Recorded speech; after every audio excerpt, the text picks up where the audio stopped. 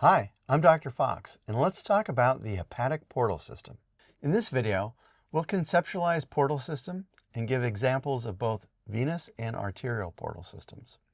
We'll also diagram the hepatic portal system, differentiating between it and the caval systems. Portal systems are specialized conduits of vasculature that connect two capillary beds, and they come in two basic types. There are venous portal systems, where you have a capillary bed that precedes a vein that conducts materials to another capillary bed, and arterial portal systems, where you have a capillary bed that precedes an artery that conducts materials to another capillary bed. And so in the context of the gastrointestinal system, the major portal system is that of the hepatic portal system. The hepatic portal system is so named because we are sending all of the nutrients from the GI tract up to the liver for processing and distribution. So all of the capillary beds throughout the gut tube are all being sent up to the liver through a venous channel. Another example of a portal system is the hypophyseal portal system.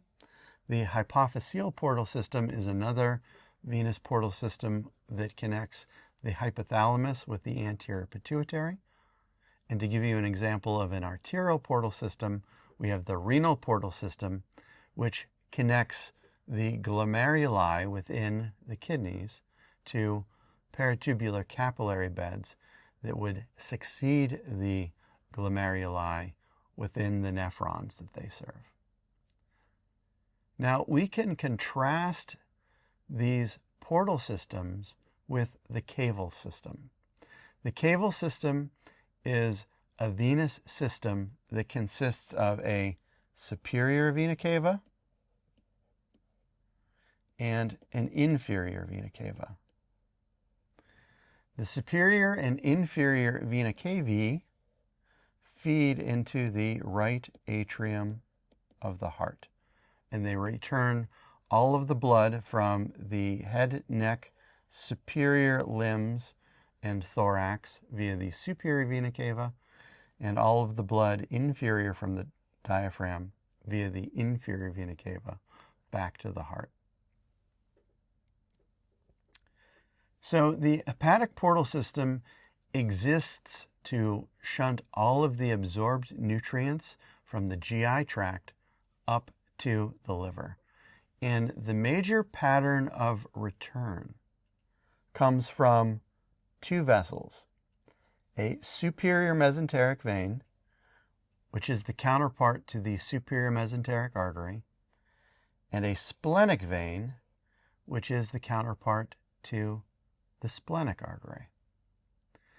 There is also an inferior mesenteric vein, which typically is going to drain into the splenic vein, but it may also drain into the superior mesenteric vein. Veins are highly inconstant. They're quite variable, and so their pattern may differ. But this pattern of SMV coming together with the splenic vein to form the hepatic portal vein is one that is relatively constant.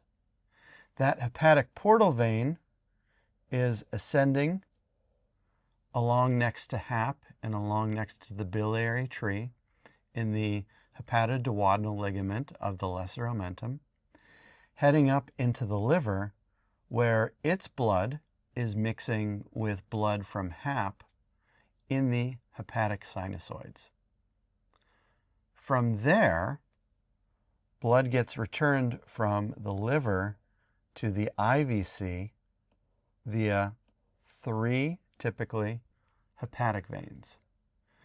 So these hepatic veins are of the caval system because they deliver their blood into the inferior vena cava. And the difference between the hepatic portal system and the caval system is the liver. And the intermediate conduit would be those hepatic sinusoids.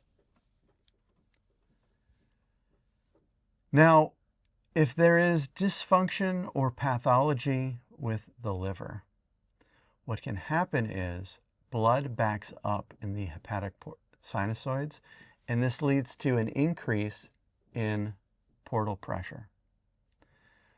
When portal pressure increases, what can happen is that adjacent portal veins may form anastomoses with caval veins.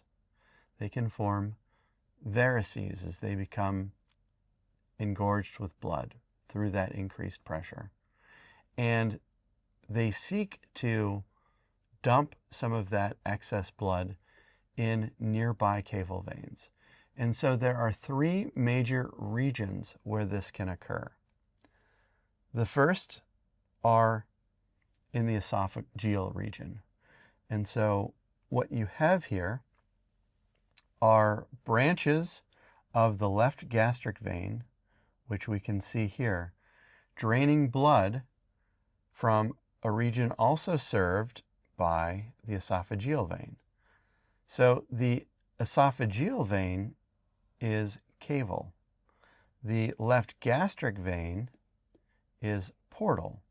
And so with these varices and with this anastomoses, you can have an off-shunting of excess blood through to the esophageal veins, which will also dilate in response.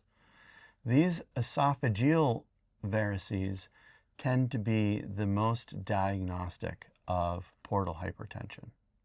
But there are others as well. So for instance, in the periumbilical region, so when we look adjacent to the umbilicus or the belly button, we have periumbilical veins. These are of the portal system. This goes up into the vena cava. Generally, these are not very patent, and with portal hypertension, this vein here can recannulate. So generally, this is connective tissue in an adult. In the fetus, this vein can be wide open, both the paraumbilical vein as well as the periumbilical veins that flank it. And so as portal hypertension increases, blood can flow there. Now, there are also veins in the abdomen that serve this area, and they feed into the superficial epigastric veins. These superficial epigastric veins, when they receive this excess blood, they dilate, and they are visible surrounding the umbilical region. This is a condition known as caput medusae, or Medusa's head, whereby we have these varices. So the paraumbilical vein is the portal, the superficial epigastric veins are the caval, and we have shunting that way. Finally, we have anorectal submucosal varices. With anorectal submucosal varices, recall there is a superior rectal vein, which is portal, and then we have both middle and inferior rectal veins, which are caval, that are feeding into that internal iliac vein. And so with this, we have a shunting of blood from the superior rectal vein to the middle and inferior rectal vein, which can lead to these anorectal varices, or internal hemorrhoids. The mnemonic that you might sometimes hear with this is butts, guts, and kaputs. So butts, because you have varices in the anorectal region, guts, varices in the esophageal region, and kaputs, or caput medusae, in the periumbilical region. So we've discussed portal systems at large and contrasted them from the caval system. We've also diagrammed the hepatic portal system. differentiating it from the hepatic veins, and we've discussed portal hypertension and examples of portocaval anastomoses. Thank you so much for your time, and I'll talk to you later.